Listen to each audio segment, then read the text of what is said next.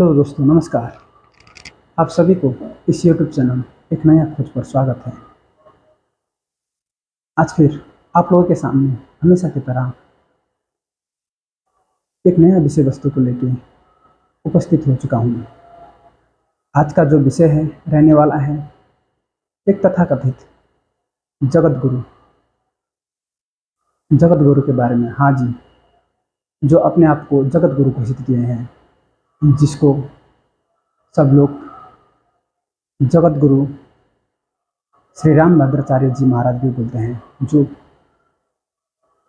चार पीठाधीश्वर में से एक पीठ का महंत भी है, जो अपने आप को जगत गुरु घोषित किए हुए हैं। हाँ जी, आज उसी के बारे में इस वीडियो में चर्चा करेंगे। इसी महान व्यक्ति ने, जो अभी 21वीं शताब्दी में आके कुछ ऐसे बोले हैं कि जिसके बारे में उस वीडियो को देख के, जिसके बारे में समाज में फैलाई हुई गंध को और देश में फैलाई हुई जातीयवाद को और अपने धर्म का एक दूसरे के जो एक दूसरे का तरफ जो विवाद पैदा करते हैं, वो ऐसे कुछ बोले हुए हैं। आइए आज देखते हैं आज इस महाशय ने इस वीडियो में क्या बोले हुए हैं, और आगे हम लोग जानेंगे कि शास्त्र के आधार में जगत गुरु किसे कहते हैं, तत्वदर्शी संत किसे कहते हैं और सदगुरु किसे कहते हैं। आज इसी वीडियो में सब जानेंगे। आप लोगों से एक विनम्र अनुरोध है, अगर आप लोग अभी तक इस YouTube चैनल को सब्सक्राइब नहीं किए हैं तो ज़रूर एक बार सब्सक्राइब कर दीजिए तथा बेल आइकन के ऑल नोटिफिकेशन को दबा दीजिए, और वीडियो अच्छा लगता है तो ज़्यादा से ज़्यादा शेयर कर दीजिए, ताकि ये वीडियो उन सब भाई बहनों के पास पहुँचे जिसके लिए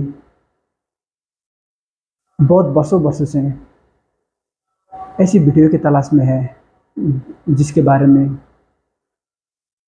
सोचते तो हैं कि गुरु कैसे बनाए।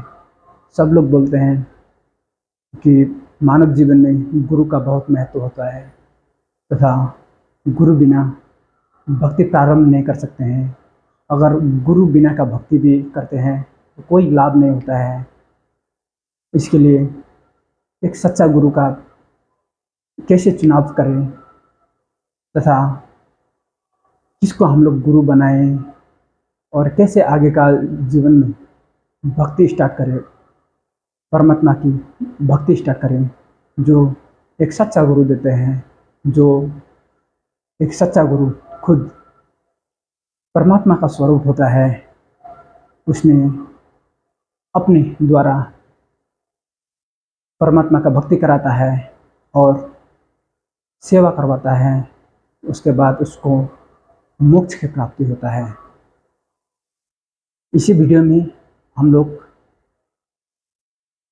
शास्त्र के आधार में जगत गुरु, तत्वदर्शी संत तथा सदगुरु किसे कहते हैं, इसी वीडियो में जानेंगे। इसके लिए आप लोग भी, आशा करता हूँ कि इस वीडियो में अंत तक जरूर बना रहें। आइए पहले देखते हैं इन महाशय ने, जो खुद को जगत गुरु घोषित किए हुए हैं, जो लोगों द्वारा जगत गुरु का पद प्राप्त किया हुआ है, उसने क्या बोले हैं और अपने ही ब्राह्मण कुल को कैसे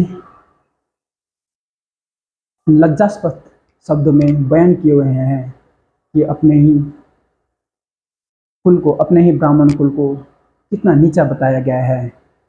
इसी वीडियो में आइए देखते हैं, और सतयुग का जो राक्षस होता है जो होता था वो कलयुग का ब्राह्मण होता है, जो गलत प्रचार प्रसार करते हैं, जो दूसरों को छल कपट करते हैं और उसके द्वारा अपना पेट का भरण पोषण करता है। उसी का उदाहरण ये एक है, आप लोगों के लिए ये प्रस्तुत है। जो नीच ब्राह्मणों, अधम ब्राह्मणों की चर्चा चलाई गई। हमारे यहाँ कुछ ब्राह्मण सरयू पारणों में अच्छे नहीं माने, उनके यहाँ ऊंचे कुल के लोग अपनी बेटी नहीं देते। उपाध्याय और चौबे, त्रिगुणायत, दीक्षित और पाठक, इनको इसलिए अधम मानते हैं हम लोग कि इन्होंने विद्यार्थियों से पैसा लेकर पढ़ाया, इसलिए हमने इनको अधम ब्राह्मण मान लिया। बिल्कुल हमारा स्वभाव है। इनके यहाँ हम बेटी नहीं देते और न इनके यहाँ से बेटी लेते। क्यों लेते हैं? हम विद्यार्थी का एक पैसा भी लेना गोमांस के बराबर समझते हैं। हमारे सरयू पारिणों में, मैं तो सरयू पारिण ब्राह्मण हूं, बता दे रहा हूं आपको। पहले मैं ब्राह्मण हूं, वो भी सरयू पारिण ब्राह्मण हूं, अभी एक का ब्राह्मण हूं, वशिष्ठ गोत्री ब्राह्मण हूं। पहले मैं ब्राह्मण हूं, फिर साधु हूं, फिर त्रिदंडी सन्यासी हूं, फिर जगत गुरु रामानंदाचार्य हूं। मुझे अपने ब्राह्मणत्व पर प्राउड है। अन्यत्र हमारे यहाँ, हमारे परिवार में स्वयं विद्यार्थी सत्र चलता था और आज भी हमारे विद्यार्थी जानते हैं कि हम पढ़ाते हैं इनको, सब कुछ करते हैं, एक पैसा इनका हम अपने लिए नहीं लेते। तो हाँ, सरयू पारिणों में।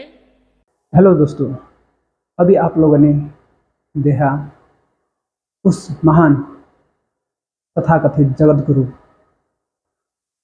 के प्रवचन, जिसने कुछ ऐसे ही प्रतिक्रिया जनाई है, ऐसे ही बात बोली है, जो अपने ही कुल का बदनाम कर रहे हैं और देश में गंद फैला रहे हैं और जातीयवाद को लेके कीचड़ उछाल रहे हैं। क्या जगत गुरु ऐसे ही होते हैं? क्या जगत गुरु का कार्य यही होता है, एक दूसरे का ऊपर लांछना लगाना? आइए अब जानते हैं शास्त्रों के आधार में जगत गुरु का पहचान क्या होता है, जगत गुरु किसे कहते हैं। आइए जगत गुरु तत्वदर्शी संत रामपाल जी महाराज के विचार में सदगुरु का पहचान क्या है, शास्त्र के आधार में पूर्ण गुरु किसे कहते हैं और कैसे पहचान कर सकते हैं। अध्याय नंबर, गीता अध्याय नंबर 4 के श्लोक नंबर 32 का सारांश है कि गीता ज्ञानदाता कह रहा है कि एक सच्चिदानंद घन ब्रह्म की वाणी में, जो उस सच्चिदानंद घन ब्रह्म ने यानी परम अक्षर ब्रह्म ने, पूर्ण परमात्मा ने आकर अपने मुख कमल से जो ज्ञान दिया है, वो वाणी मुखे, मुखे माने मुख कमल से उच्चरित वाणी में, मुख से बोले गए उस ज्ञान में वो विस्तार के साथ कहा गया और उसको जानने के बाद फिर पूर्ण रूप से सभी प्रकार से तो सब कर्मों से मुक्त हो जाएगा। अपनात्मा ये तत्व ज्ञान है जो सच्चिदानंद घन ब्रह्म की वाणी है। ये सूक्ष्म वेद है, 5वां वेद है, और जिसके विषय में गीता ज्ञान दाता अनभिज्ञ है, कहते उसकी वो जानकारी तो कोई उसका रिप्रेजेंटेटिव सच्चिदानंद घन ब्रह्म का जो दास होगा, उससे परिचित जो संत होगा, वो बतावेगा। उसके लिए चौथे अध्याय के 34वें श्लोक में कहा कि उस तत्व ज्ञान को जो सच्चिदानंद घन ब्रह्म की वाणी में है, जिसको परमात्मा ने, सच्चिदानंद घन ब्रह्म ने, परम अक्षर ब्रह्म ने, सतपुरुष ने स्वयं आकर के बोला है, वो तत्व ज्ञान है। उस ज्ञान को तू तत्वदर्शी संतों के पास जाकर समझ। ये देखिएगा चौथे अध्याय का 34वां श्लोक। उस ज्ञान को जो सच्चिदानंद घन ब्रह्म ने स्वयं आकर के बोला है, उस ज्ञान को, उस तत्व ज्ञान को तू तत्वदर्शी ज्ञानियों के पास जाकर समझ। उनको भली भांति दंडवत प्रणाम करने से, उनकी सेवा करने से और कपट छोड़कर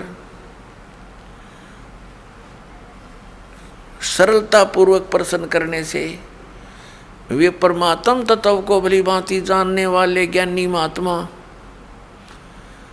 तुझे तत्व ज्ञान का उपदेश करेंगे।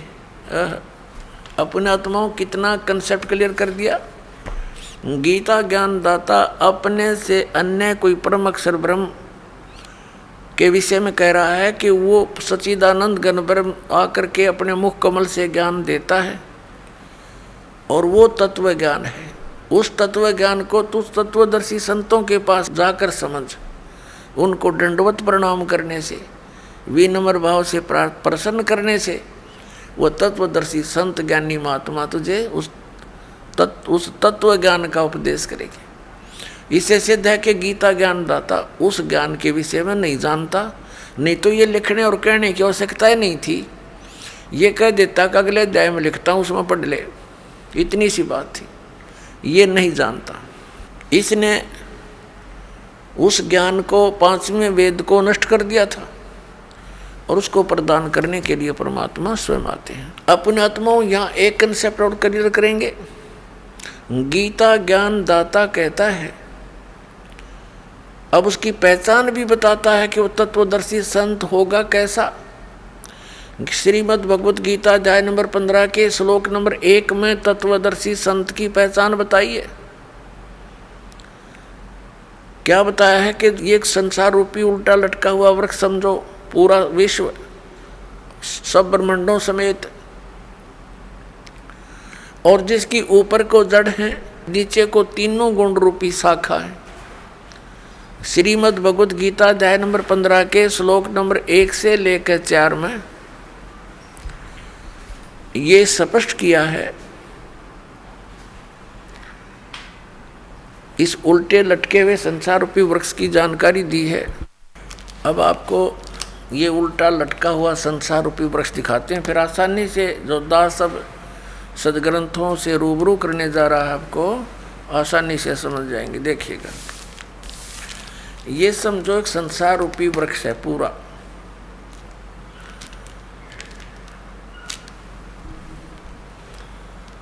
ऊर्ध्व मूलम अधः शाखम। देखिए श्रीमद् भगवत गीता अध्याय नंबर 15 का ये पंचदशो अध्याय यानी 15वां अध्याय है। 15वां अध्याय है, ये इसका प्रथम श्लोक है। इसमें कहा कि ऊर्ध्व मूलम अधः शाखम अश्वत्थम प्राहु अव्यम छंदासी यस्य पर्णानि ये तम वेद स वेदवित्। ऊर्ध्व मूलम इसका अर्थ है कि ऊपर को जड़ और नीचे को शाखा। अधः माने नीचे होता है, ये भ्रमित है, इन्होंने गलत कर दिया। अधः माने ब्रह्मा रूप मुख्य शाखा वाले, नहीं। ये दूसरा अध्याय में 15वें अध्याय के दूसरे श्लोक में 2 बार अधः है, अधः अधः। इसका अनुवाद इन्होंने इसके अगले पृष्ठ पर किया है। अधः माने नीचे, अधः माने नीचे, अधः माने नीचे, ऊर्ध्व माने ऊपर, अधः माने नीचे, अधः माने नीचे। तो हम यहाँ इसको शुद्ध कर लेंगे, इन्होंने गड़बड़ कर दी थोड़ी सी, ये बेईमानी करके जान के समझ में ना आई। अब हम फिर 15वें अध्याय के प्रथम मंत्र में फिर आगे हैं। ऊर्ध्व मूलम ऊपर को जड़ और अधः शाखम नीचे को शाखा वाला, अश्वत्थम प्राहु अव्यम ये संसार रूपी पीपल का अविनाशी वृक्ष कहा है। छंदासी यस्य पर्णानि इसके जो पत्ते आदि जो हैं, इसके छंद हैं, विभाग हैं, पार्ट हैं। ये तम वेद उन सभी भागों को जो जानता है, तम उन उस अज्ञान अंधकार में छपे हुए उन सब विभागों को जानता है। स वेदवित, वह वेद के तात्पर्य को जानने वाला है, अर्थात वो तत्वदर्शी संत है। ये देखिएगा, आदि पुरुष परमेश्वर रूप मूल वाले, ये भाव कहने का ये है कि ऊपर को जो जड़ है ये वाली, ये ऊपर को जो जड़ है ये तो समझो ऊर्ध्व मूलम तो है आदि पुरुष परमेश्वर यानी परम अक्षर ब्रह्म, ये तो है वो सच्चिदानंद घर ब्रह्म समझो, ये जड़ें तो। और ये तना अक्षर पुरुष, ये परम अक्षर पुरुष, ये तना अक्षर पुरुष। ये देखिएगा, ये पूर्ण ब्रह्म कहो, परमेश्वर कहो, परम अक्षर ब्रह्म कहो या सच्चिदानंद घन ब्रह्म कहो, ये जड़ें हैं। जैसे ये जड़, ओनली जड़, और फिर इसके बाहर जो जमीन से बाहर दिखाई देता है इसको पेड़ बोलते हैं। गीता ज्ञान दाता ने केवल इतना ही कहा कि ऊर्ध्व मूलम, ऊपर को जड़ और नीचे को शाखा वाला, ये संसार रूपी पीपल का वृक्ष कहा है। और जो संत इसके सभी छंद यानी विभागों को जानता है, स वेदवित, वो तत्वदर्शी संत है। परमेश्वर कबीर जी ने 600 वर्ष पहले आकर कहा था, तत्वदर्शी संत की भूमिका बताई थी अपने सच्चिदानंद घन ब्रह्म की वाणी में, अपने मुख कमल से बोलकर। वो ऐसी ही लीला करता है, वेद भी प्रमाण देते हैं। 600 वर्ष पहले लगभग परमात्मा ने बताया था कि अक्षर पुरुष एक पेड़ है जो जमीन से बाहर दिखाई देता, उसको वृक्ष बोलते। अक्षर पुरुष एक वृक्ष है, और सरपुरुष वा की डार, जिसको निरंजन भी कहा, ज्योति निरंजन। और तीनों देवा, रजगुण ब्रह्मा, सतगुण विष्णु, तम गुण शिव जी, तीनों देवा शाखा हैं और पात रूप संसार। अब गीता ज्ञानदाता कहता है कि जो इस संसार रूपी वृक्ष के, जो ऊपर को जड़ नीचे को शाखा वाला उल्टा लटका संसार रूपी वृक्ष है, जो इसके सभी छंद यानी सभी विभागों को बता देगा, वो तत्वदर्शी संत है, वो वेद के तात्पर्य को जानने वाला है। अब देखिएगा, परमात्मा ने 600 वर्ष पहले बता दिया था कि अक्षर पुरुष एक पेड़ है, ज्योति निरंजन यानी सरपुरुष वा की डार, और तीनों देवा शाखा हैं, ये पात रूप संसार। अब देखो, परमात्मा ने बताया कबीर अक्षर पुरुष एक पेड़ है, निरंजन वा की डार, इसको सरपुरुष भी कहते हैं ज्योति निरंजन को। और तीनों देवा, रजगुण ब्रह्मा, सतगुण विष्णु, तमगुण शिव जी रूपी शाखा है, ये पात रूप संसार। ये देखिएगा, ये क्योंकि ये जमीन से, ये प्रोक्ष है, पूर्ण परमात्मा तो गुप्त है। जमीन में जैसे जड़ प्रोक्ष होती हैं, जमीन में जैसे जड़ प्रोक्ष होती है। अब ये तना, ये अक्षर पुरुष है, अक्षर पुरुष एक पेड़ है, और सरपुरुष वह की डार, ये मोटी डार। सरपुरुष कहो, ज्योति निरंजन कहो, काल ब्रह्म कहो। और तीनों देवा, रजगुण ब्रह्मा, सतगुण विष्णु, तमगुण शिव जी, ये शाखा है। और पात रूप संसार। तो सच्चिदानंद घन ब्रह्म की वाणी में ये कंप्लीट ज्ञान लिखा हुआ है। गीता जी के अध्याय नंबर 4 के श्लोक नंबर 32 का ये निष्कर्ष है कि उस सच्चिदानंद घन ब्रह्म की वाणी में सब साधना यानी धार्मिक अनुष्ठानों की जानकारी बहुत विस्तार के साथ और यथार्थता से दे रखी है। उससे पूछो।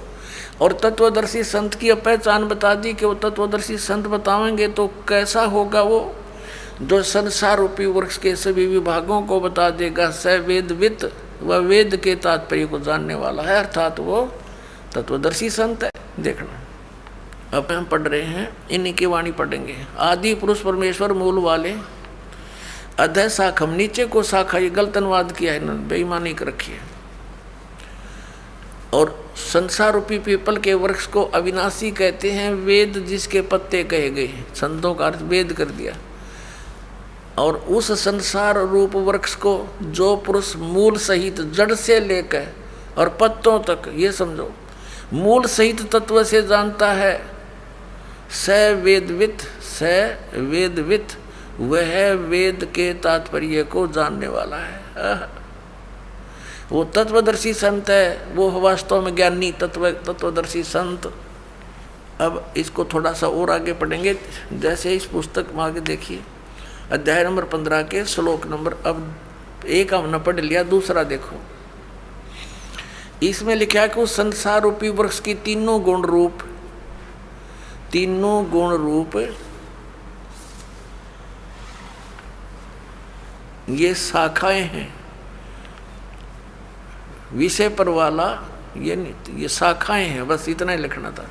नीचे और ऊपर फैली हुई, सर्वत्र नहीं, क्योंकि पृथ्वी लोक पर ये ज्ञान बोला जा रहा था और श्री ब्रह्मा, श्री विष्णु, श्री रजगुण ब्रह्मा, श्री सतगुण विष्णु, श्री तमगुण शिव जी की जो पहुँच है, रीच है, उनकी जो पहुँच है, जो